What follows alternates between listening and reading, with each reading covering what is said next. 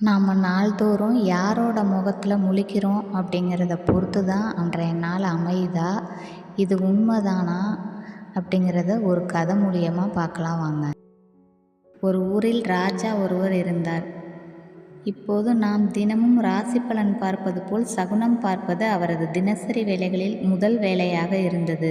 காலையில் யார் முகத்தில் விழிக்க வேண்டும், எந்த பொருளை முதலில் பார்க்க வேண்டும் என்று பெரிய லிஸ்டே வைத்திருந்தார். ஒரு நாள் காலையில் கண் விழித்த ராஜா தன் அருகில் படுத்திருந்த மகாராணியை தேடினார். அவள் பக்கத்தில் இல்லை.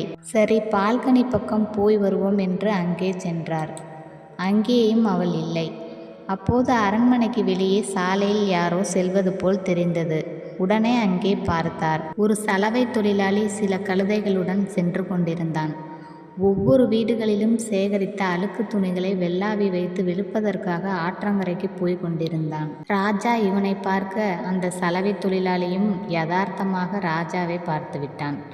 அவனுக்கு ஒரே மகிழ்ச்சி. அவனை பார்த்து லேசாக புன்னகைத்தார் ராஜா. சலவை தொழிலாளிக்கு இன்னும் மகிழ்ச்சி. ராஜாவை கையெடுத்து கும்பிட்டான். காலையிலேயே ராஜாவின் முகத்தை பார்த்ததால் தனக்கு இன்று தொழில் அமோகமாக இருக்கும் என்று நினைத்து கொண்டான். இன்று வரக்கூடிய வருமானத்தில் பெரிய பெரிய கடன்களை எல்லாம் அடைத்து விட வேண்டும் என்கிற கனவுகளுடன் ஆற்றங்கரையை நோக்கி போனான். நம் ராஜாவும் சகுனம் பார்ப்பவராயிற்றே. இன்னைக்கு இவன் முகத்தில் விழித்து விட்டோமே, இன்னைக்கு என்ன ஆகப் போகிறதோ என்று நினைத்தபடி திரும்பினார். அந்த பால்கனி மாடத்தில் அலங்கார வளைவுக்காக அமைக்கப்பட்டிருந்த மரம் இவரது தலையில் இடித்து லேசான காயம், இரத்தமும் வந்துவிட்டது. ராஜாவின் சகுன மூளையும் தாறுமாறாக வேலை செய்ய ஆரம்பித்து விட்டது. இதுக்கெல்லாம் காரணம் அந்த சலவை தொழிலாளிதான்.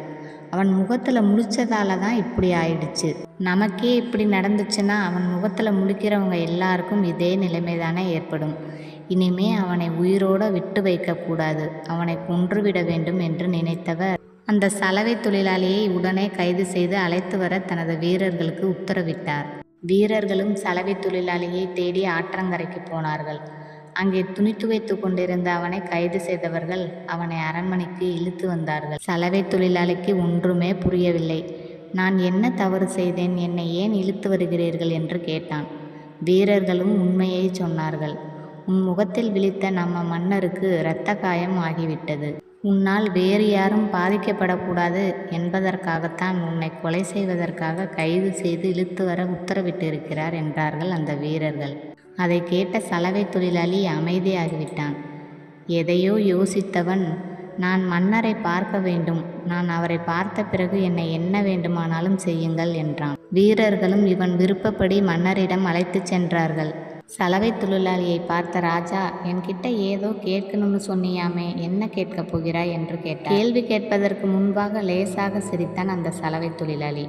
மன்னருக்கு கோபம் வந்துவிட்டது. உன் ராசி இல்லாத முகத்தால் தான் நான் இரத்த காயம்பட்டு நிற்கிறேன்.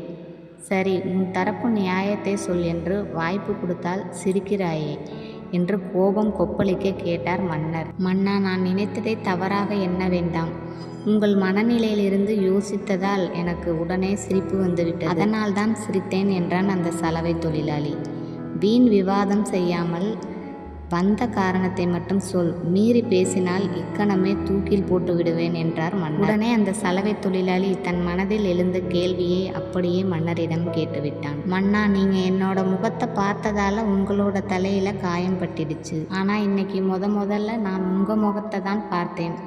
ராஜா முகத்தில் முழிச்சா பெரிய ராஜயோகம் வரும்னு பெரியவங்க சொல்லி கேட்டு, ஆனால் இப்போ எனக்கு ராஜயோகம் வரலை, மரண யோகம்தான் வந்திருக்கு.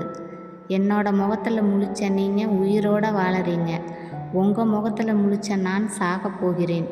இப்போ யாரோட முகம் ராசியானதுன்னு நீங்களே தெரிஞ்சுக்கோங்க என்று சொல்லி முடித்த அந்த சலவை தொழிலாளி அப்படியே அமைதியானான்.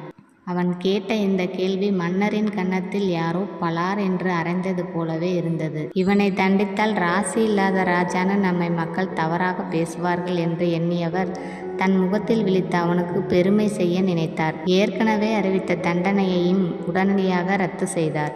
இன்று முதல் உனக்கு ராஜயோகம் தான் வைப்பது இனி உன்னுடைய வேலை கிடையாது. எனக்கு ஆலோசனை சொல்லும் குழுவில் இனி நீயும் ஒரு ஆள் என்று கூறிய மன்னர் அவனுக்கு நிறைய பொன்னும் பொருளும் பரிசாக கொடுத்து அனுப்பி வைத்தார்.